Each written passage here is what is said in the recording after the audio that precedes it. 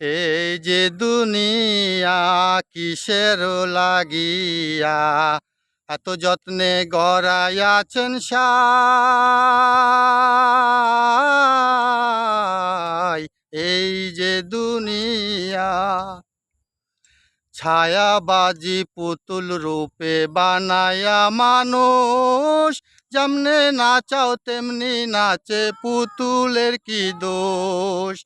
ছায়াবাজি পুতুল রূপে বানায়া মানুষ, যেমনে নাচাও তেমনি নাচে, পুতুলের কি দোষ।